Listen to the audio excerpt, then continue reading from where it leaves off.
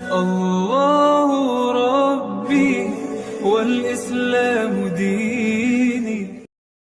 Assalamualaikum warahmatullahi wabarakatuh. Allahumma salli ala Sayyidina Muhammad wa ala ali Sayyidina wa maulana Muhammad. Saudaraku yang dirahmati Allah Subhanahu wa Ta'ala, patah hati sebuah perasaan yang tak asing bagi kita semua. Islam memberikan pandangan yang sangat bijak tentang bagaimana kita bisa mengatasi patah hati dengan bantuan dan tawakal kepada Allah. Mari kita pelajari bersama tentang cara-cara mengatasi patah hati menurut Islam.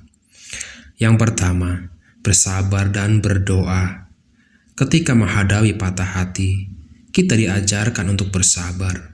Allah berfirman dalam surat Al-Baqarah ayat 155, yang artinya, dan sungguh akan kami berikan cobaan kepada kamu dengan sedikit ketakutan, kelaparan, kekurangan harta, jiwa, dan buah-buahan.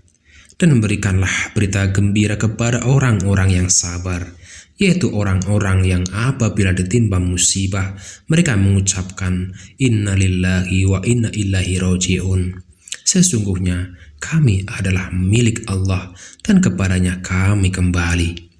Yang kedua, tawakal kepada Allah.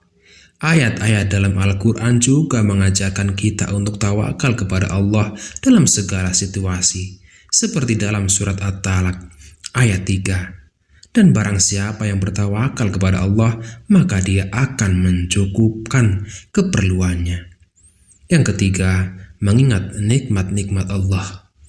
Dalam keadaan sedih, kita diingatkan untuk mengingat nikmat-nikmat yang Allah berikan kepada kita. Surat Az-Zariyat ayat 55, artinya, dan ingatlah nikmat Allah kepadamu dan kepada ayahmu, bagaimana dia telah mengaruniakan kepadamu ilmu, pengetahuan yang tidak dimiliki seorang pun sebelum kamu dari kalangan manusia. Maka ingatlah nikmat Allah itu agar kamu bersyukur. Yang keempat, membaca Al-Quran. Al-Quran adalah obat bagi hati yang terluka. Bacalah dan renungkan ayat-ayatnya untuk meredakan kesedihan. Allah berfirman dalam surat Al-Isra ayat 82. Dan kami turunkan dari Al-Quran sesuatu yang menjadi penawar dan rahmat bagi orang-orang yang beriman. Dan Al-Quran itu tidaklah menambah kepada orang-orang yang zalim selain kerugian. Yang kelima, berbuat baik kepada orang lain. Menunjukkan kasih sayang dan kebaikan kepada sesama manusia adalah langkah untuk merendahkan hati yang terluka. Yang kelima, berbuat baik kepada orang lain. Menunjukkan kasih sayang dan kebaikan kepada sesama manusia adalah langkah untuk meredakan hati yang terluka. Allah berfirman dalam surat Al-Fusilat ayat 34, dan kebaikan dan buruk itu bukanlah sama. Tolaklah dengan cara yang lebih baik dari yang buruk. Maka tiba-tiba orang yang antara kamu dan antara dia ada permusuhan, seakan-akan dia menjadi teman yang sangat setia. Yang keenam, menghindari hal-hal yang memicu kesedihan.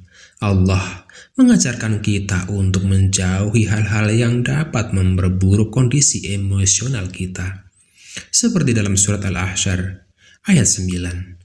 Dan orang-orang yang telah datang sesudah mereka Al-Ansyar berkata, Ya Tuhan kami, ampunilah kami dan saudara-saudara kami yang telah mendahului kami dalam beriman. Dan janganlah engkau membiarkan kedengkian dalam hati kami terhadap orang-orang yang beriman.